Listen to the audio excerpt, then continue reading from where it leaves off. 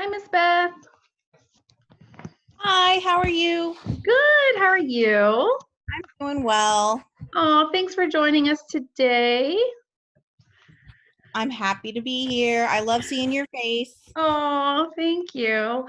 So for all our viewers today, I just want to share I have had the privilege of working with Miss Beth when she first started working with us at a Montessori school here in Northern Virginia. And Miss Beth is very passionate about Montessori, very passionate about music, and I thought she'd be the perfect person to join me for today's topic on music. So, a little bit about me. I have been working with children, forever, but I've been working in music education for 9 years. I have my master's in music education and concentration in Orff-Schulwerk, which is almost the music equivalent of Montessori in music. It's very child-centered, very follow the child. It's process teaching. So I just thought I would come today and talk to you guys about some ways that you can work with your children at home that's very child-friendly with your littles. And what age group would you suggest that this is really great for? This is really great for anywhere. I'm going to talk about some strategies for everywhere from young toddlers all the way up through maybe 4 or 5 years old. And even a little older if you're comfortable. Yes, that'd be great. Okay. So the first thing you have to know is if you're worried about what your voice sounds like and, oh, I'm not the greatest singer, I don't have any training, let that go. You are mom and dad, you're with your children, they don't care. And I hereby, as a music educator, give you permission to just do your best. It doesn't matter if you can sing perfectly in tune. It doesn't matter if you're trained. They just want to hear you sing. They just want to hear you doing your best and making joyful music together. So really, it doesn't matter if you're the perfect singer. It's really more about creating a joyful experience together. That is number one. So I'm going to give you some strategies for things that you can do at home. And I'm actually going to give you a document that has all of these outlined. Perfect. So you don't have to be like scrambling around and writing things down. And if you have questions, just stop me. Okay. Please, so that I'm not rambling. One of the things you can do, especially if you have really little ones, is just to sing about what you're doing. Like a lot of times, especially when you're working on speech, you'll talk about what you're doing, like, oh, I'm going to open the cabinet and now I'm getting out a bowl, and so that you're working on speech. Just sing about what you're doing. It doesn't have to fit a perfect melody. There's something called arioso, which is kind of like, it doesn't fit a formal melody. So I might just be like, I'm getting a notebook and I'm turning the page and I'm putting my notebook over here on the table. It doesn't have to be perfect. It just has pitch that goes up and down. It might have a rhythm. It might not. It's just giving your children some music to what you're doing, and you're just singing about whatever it is that you're doing, and encourage your child to do it too. Right. That's fun. Yeah. Another fun thing to do is to go around your house and just find high and low sounds. So like right here, I have a teacup and I have a spoon because my teacup is full of honey because I am a sugar addict. So I can tap on it and I go, oh, this sound is pretty high. And then I might have something else. Well, that sound is lower. Did you notice? The sound is lower. I noticed that the teacup rings a little bit, but the nut jar doesn't ring. So just talk about the sounds that are around you and just explore and tap on everything. You may not realize how many instruments are in your home, but as a person who's still a 3-year-old at heart, I'm here to tell you that anything that you can pound on or tap on or ring on or tap with your fingers or a spoon, it's all an instrument to your child. It's true. Absolutely true. It sounds like so much fun. Yeah. If you're willing to open up that can of worms. Absolutely. You can also, if you have couch cushions, they make really good drums with your hands. Just a Ooh. little tip. Okay. Another fun thing to do if you have slightly older children who are into like circle games is to play with stuffed animals. Mm. So put your stuffed animals in a circle and play like ring around the rosy, pocket full of posy, ashes, ashes, we all fall down, and knock them all over.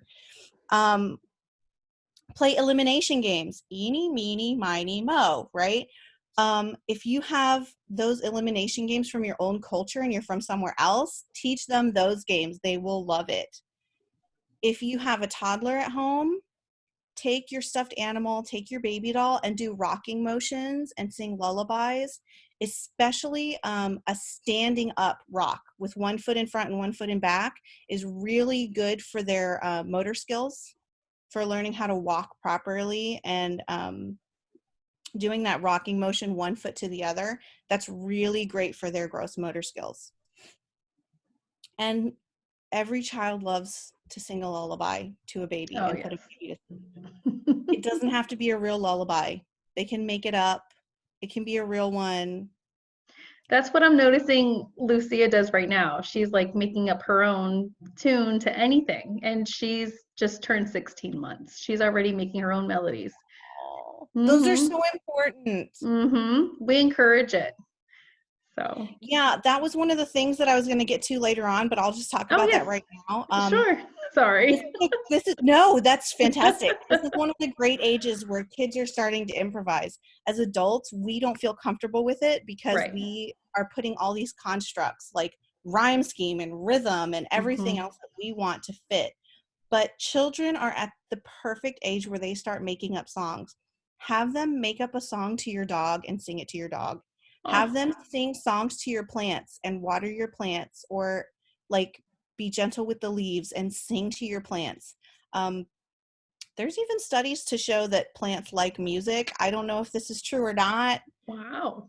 but I know that the plants that live in my music classroom have always thrived a little bit more than the plants that live in my home.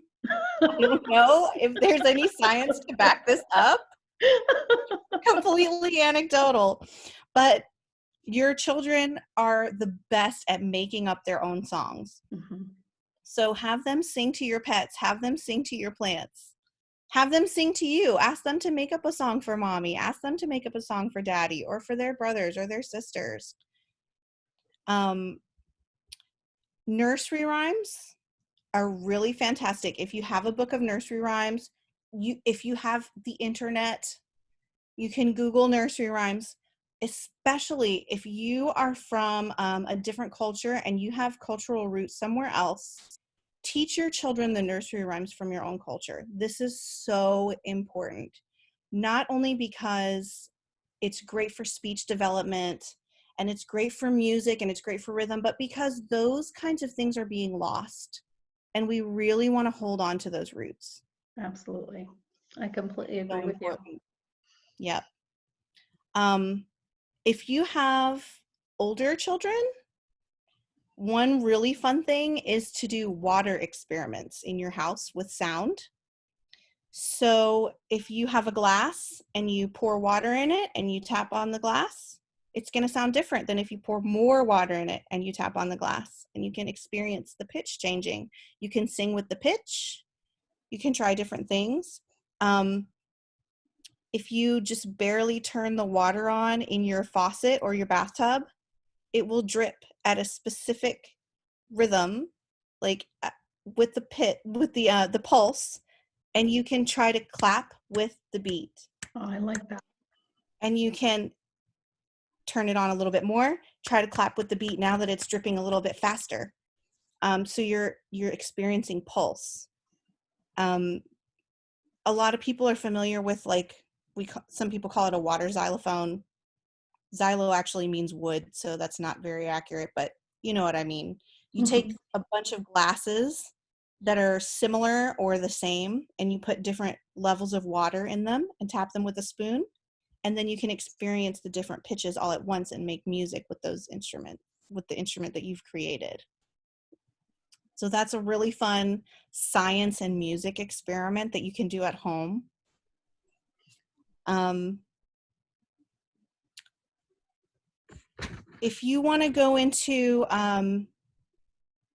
literacy or just sit down and read with your children, I am a sucker for Dr. Seuss. But if you have any kind of rhythmic books at home, those are fantastic. Um, one fish, two fish, red fish, blue fish, old fish, right? These Mhm. things go with the beat. Oh yes. Um, and if you read them to the beat, your children will learn them to the beat, and then they'll be able to speak them even before they're able to read. They'll get that beat going in there. You know, you'll have a little rap going. It's And so you're happy. funny you said that. I actually did that. I'm sorry to interrupt you. We did that this weekend with, do you know Sandra Boynton? Her books, her board books are like for infant toddlers. And we picked one up and we just started singing along to the book and she loved it. And I kept the same pattern every time we would read it. And so now she actually is more interested in the book because I sing the book to her. Like I just made up my own thing. It's the 15 animals is what I've got. It's about all You're the amazing. animals being Bob, but it's so much fun and she just it's repetitive, but she loves singing to the book and just it actually draws her in more now. And she'll bring me the book so I will sing with her more than any other book right now. So it's funny you mentioned that. And books with repetition are the best books for this Mhm. because repetition happens so naturally in music. That's what music is based on. If you Right. hear a piece of music that doesn't have a lot of repetition in it, you're going to get bored really quickly. But something that has a chorus that comes back over and over, or a theme that comes back, Mhm. that's something that human beings, we really hold on to. So books that have that repetition that comes back, your children really like that. So even if you have a book that doesn't have a beat or a rhythm in the speech, if you Mhm. have a book that has something that comes back to it, you can make a little song that goes with that part and sing the Mhm. little song every time that part comes back, I and like your that. child will really start to love that book. One of my favorites reading with you, I actually remember doing this with you during our time together, is we all sing with the same voice. I Um, love that book. It's one on of my Amazon, favorites. people. You can get it. I absolutely love that one. I have memories of doing it with my two older ones, and now I'm starting to do it with the youngest one. So I want to continue these same books and songs that I remember doing with you with my younger two now. So very exciting. A really great book you might like that has some really fun sounds in it. It's not perfectly rhythmic, but it has great um, sounds in it. It's called Chicky, Chicky, Chook, Chook. Oh, I don't know that one. I'll have to look that one up. It has all these great fizzy, fizzy, buzz, buzz, fizz, fizz, buzz, and it's just, oh, the illustrations are beautiful. So I really recommend that book. It Oh, goes thank through a you. day through a storm and a nap. It's just, I'm not doing it justice, but it's a really beautiful book for, especially for young Nice. children, and for getting them to make these really fun sounds with their mouth and explore their vocal sounds. Oh, I love it, Beth. Thank you. Another great thing you can do with the book is just look at the pictures, and whatever it Mhm. is that you see, do some observational chants. So like you see a dog in there and you're like, dog, dog, I see a dog. I see a dog and he's running in the spot. Like whatever it is that you see, you can do that when you go out for your walks too together if you guys take Oh, walks. yes. Um, Vocal exploration sounds are spectacular for developing at any age. So that Chicky Chicky Chook Chook book, like I Mhm. was saying, has great vocal sounds. but you can do explore like sirens and go Oh, woo woo. Do like whale sounds. Do try to make sounds with while you're being a leaf that's falling, and let your body mimic the movement of your voice so that you're adding movement to your sound. Then your child is starting to learn that higher actually means higher and lower actually means lower. So when I say higher, I mean like way up here. And when I say lower, I mean like way down here.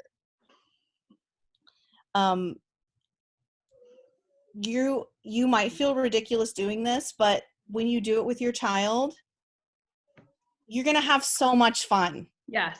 Like stand up on your tippy toes and then go woo and fall down on the floor, and you guys will just love it. You're just gonna have the time of your life, I promise.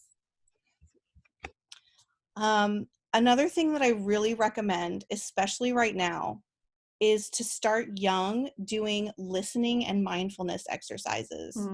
That's a good one.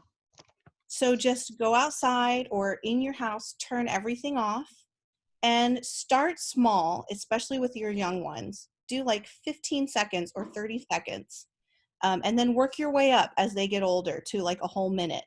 And that's even true of adults. Like we have to start small too. Absolutely. So just have a little bit of silence and see what you hear. And then afterwards, talk about what you heard with your child so that they can experience the beauty of stillness, because music is written on silence the way that art is written on a canvas. You can't have music without having silence.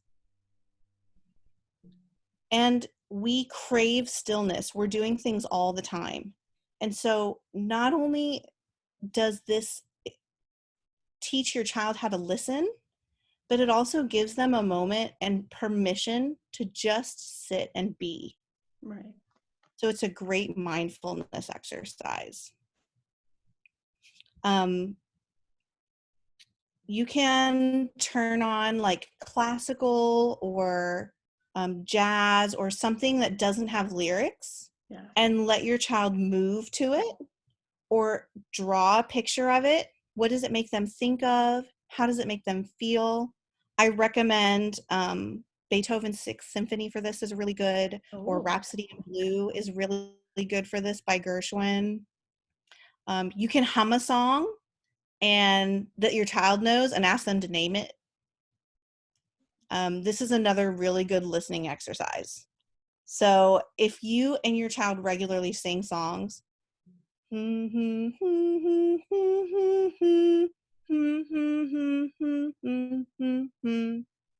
can ask them to name it or ask them just to sing it. This is getting their listening skills going. These are good skills to have. Trying to learn how to be receptive to music. And the last thing I have, I think this is really important, especially right now with all the things that are going on in the world right now. Everybody is really stressed. Take time with your child to find the music that you love, the music that gives you peace or that gives you joy. And I'm not talking about like kids bop this or that. I'm talking about the real music that you love. And if that's Whitney Houston, if that's the Beatles, if that's, I mean, for me and my mom, we used to listen to Barry Manilow. I love Okay, that. we That's used to awesome. listen to, the things that she grew up with. Right.